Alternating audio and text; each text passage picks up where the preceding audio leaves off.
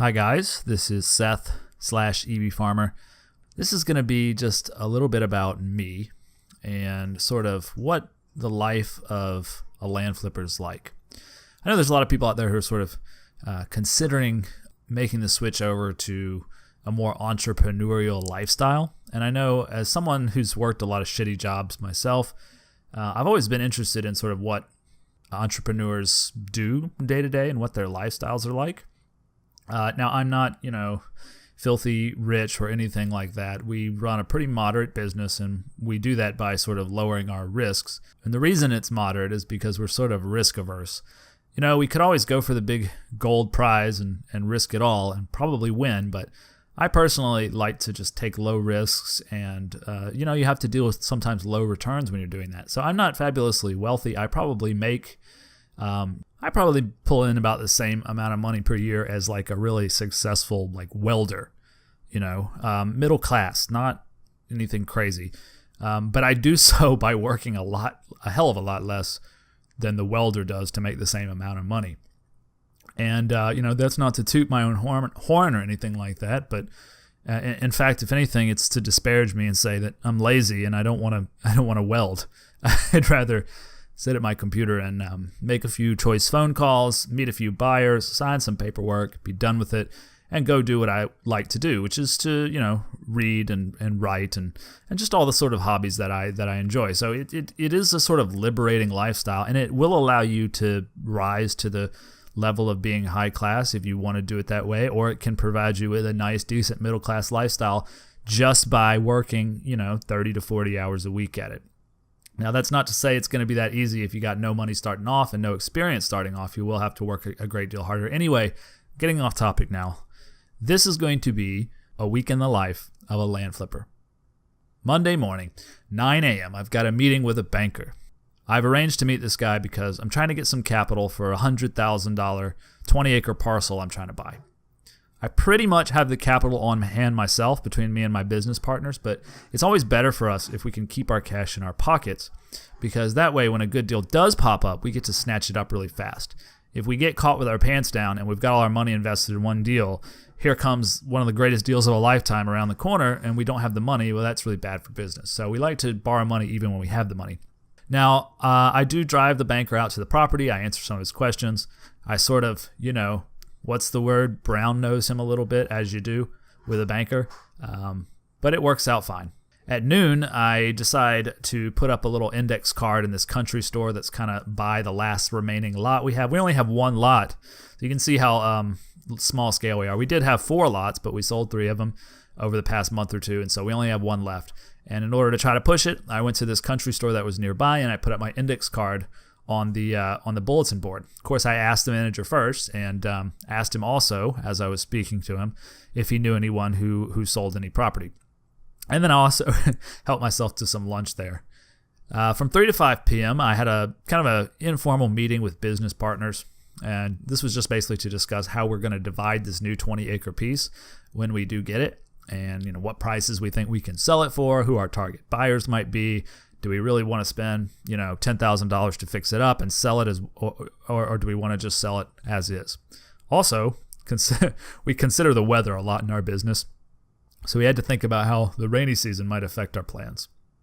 6 p.m., I have a drink. The phone rings.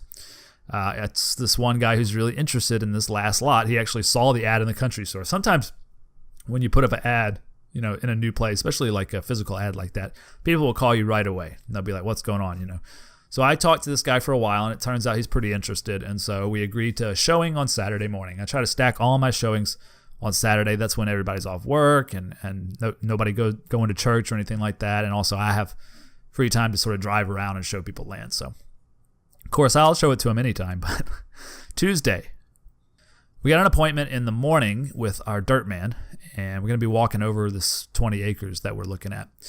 We still don't officially own it, but we usually start calling in contractors to look at things even before we make the official purchase. So we're getting a head start. We're wanting to know how much it's going to cost to clear the frontage, but this guy turns out to be a little bit high. So we'll probably end up having to meet more dirt men.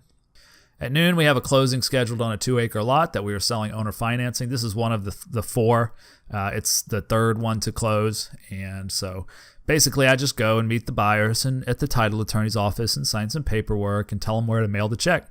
And, it's not a big, huge cash return for me, but it's, I think, $350 a month that I'll be getting in the mailbox. So we just keep accumulating these notes, and eventually it does pretty much become passive income for you in the future. I mean, it's a lot of work going into getting it, but once you got it, it's pretty nice every month to get, $2,000 or $3,000 in the mail. It's, I don't know if this is appropriate for the channel, but there's a famous scene with John Goodman and Ethan Hawke. I forgot what the name of the movie is, but it's basically what you call like fuck you money, right? You don't like your boss. Well, you've got $2,000 or $3,000 coming in the mail every month. You don't have to put up with his shit, for the rest of your life. I mean, these notes are only good for 10 or 15 years, but if you keep accumulating 2 or 3 a year, then yeah, you really have that ability to sort of dictate your own life, which is nice. Anyway, we have a closing at noon. From 3 o'clock on, I sort of mess around with some accounting on this sale. You got to make sure that you always set aside some money when you do a sale for the tax man, of course. And being self-employed means that record keeping does take up a lot of my time, and it's not fun, to tell you the truth. I hate it, but I drink a lot of coffee, and that's kind of how I power through paperwork. In the evening, I take some personal time. On Wednesday morning, I've also got a showing, so I go out to the land at 9 a.m., but the guy stands me up. This happens a lot. I spend a lot of time sitting around waiting for lot buyers, so I always bring a book. I don't know why people do this. It's totally disrespectful of someone and their time, but it's just part of being in sales. Anybody who sells will tell you. A lot of people will make appointments to see something and then never show up, never call you back. So it's best practice is to call the person an hour or two ahead of time and confirm. But sometimes I forget to do that, and I oftentimes regret it. So that's how I spend my Wednesday morning. From noon to about 3, I spend a lot of time updating all the ads that I have, sort of floating around on the internet. 3 out of 4 of our current lots are sold, and so all the maps that I have out there, since I just closed the 3rd lot, all the maps that I have out there say that 2 out of 4 of the lots are sold, and it shows the one that just sold as being available. So I can't have that out there on the internet. People are going to be calling me about that lot. So I have to go to Zillow, I have to go to Craigslist, I have to go to Facebook, I have to update all the ads. At 4 p.m., the banker calls and says that he has to reject my loan. I don't know what's up with bankers these days. They really just don't seem to want to loan any money, especially on land. So anyway, it's just more wasted time, but it happens. This kind of stuff is all part of the game, and so we have to pivot around that. At 4:30, I drive actually to about 30 minutes away from my house to the surveyor's office to pick up a recent plat. This is the plat of the upcoming 20-acre project that I keep talking about. And it's good to actually go in person. It is possible for them to just send like a runner or something like that, but you want to actually like meet the people involved, all the draftsmen, all that kind of stuff. And the plat looks good. There's no boundary issues, so we're happy. I also cut them a check. Thursday is a heavy rain day, so there's not much you can do when it's raining as a flipper. I spend most of the day taking some calls from buyers from that index card and some of my new ads that I put up on the internet. I do get a check in the mail. One of my mailbox checks that I love so much comes a few days early, so that's nice. I have some short business meetings on the phone. Other than that, it's not really a busy day. I get some writing done on this blog post, and that's what I do on rainy days is just kind of write, maybe play a few video games. Anyway, it's like a total day off pretty much for me, so I'm just goes to show you sort of how easy I have it. Friday at 9 a.m., I was planning on getting some cleanup work done on my last lot. I was going to go out there and sort of clip around with the clippers and machete and just maybe build a fire. It's for fun as much as it is for just having it nice for the weekend showings. But when I get there, it's really wet and soggy because of the rain yesterday, so I don't want to get my truck stuck. I don't feel like getting up to my ankles in mud, so I just kind of scope the place out a little bit, make sure that everything's fine and no people have been in there mudding or anything, and then I just go home. It isn't totally wasted, but anyway, I'm out there checking out the land. At noon, I go to the hardware store, pick up some odds and ends, flagging, 300-foot tape, because mine is broken or tangled or whatever, and some bug spray as well because the mosquitoes are starting to come out now that the weather's warming up.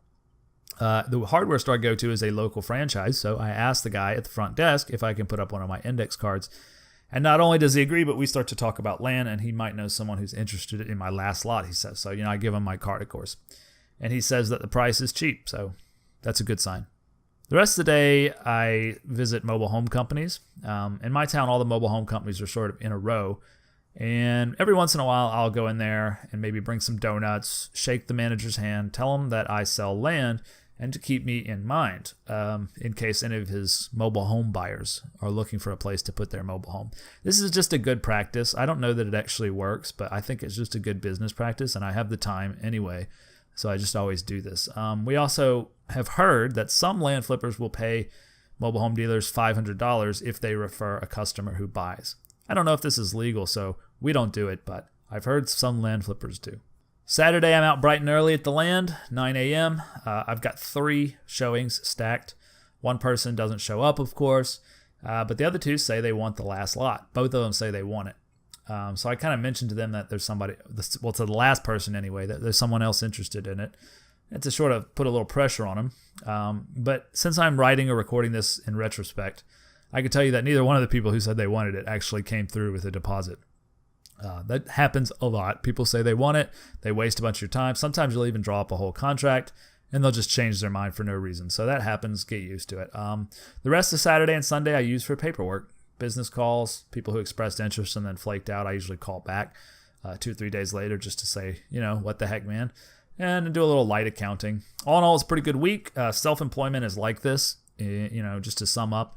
It's largely about finding out what you need to do yourself and then going after it, of your own volition. There's no boss to tell you. There's no deadlines. There's nothing forcing you to get up and go do this stuff. It's just, this is what you have to do to be successful. And we're at a point right now where a lot of our business, we've done it for so long. I'm not going to say it's like autopilot, but we sort of know what we're doing. And at this point, there's just not a whole lot of huge ups and downs. There can be times when you make a bunch of money suddenly, and all the greatness that kind of success brings and all the happiness. But most of the time, we just sort of grind it out, and we do it as we're working land flippers. We're not investors, and we're not people who are looking for one big score. We're just sort of working land flippers, and we do 2 or 3, maybe even 4 of these deals a year, and it pays all the bills and gives us a nice middle class life. And so I probably only worked about 25 to 30 hours this week, and that's probably normal. I have a lot of time for doing other things and for sort of generating passive income that allows me to live that way. And I just wanted to share that with you guys. I hope you'll subscribe to the YouTube channel. I plan on doing more posts like this, probably a bit more on the professional side of things from here on out. This is meant to be just a sort of personal, perhaps even intimate look at how I spend my day-to-day life, but it won't always be like that. Most of it's going to be sort of nuts and bolts of land flipping. So I hope you'll join us. Also, if you are interested in the Land Flipper course, I'll leave a link in the description. It has a little more information about the course and what it entails. Thanks, guys, and I'll see you on the next video. Bye.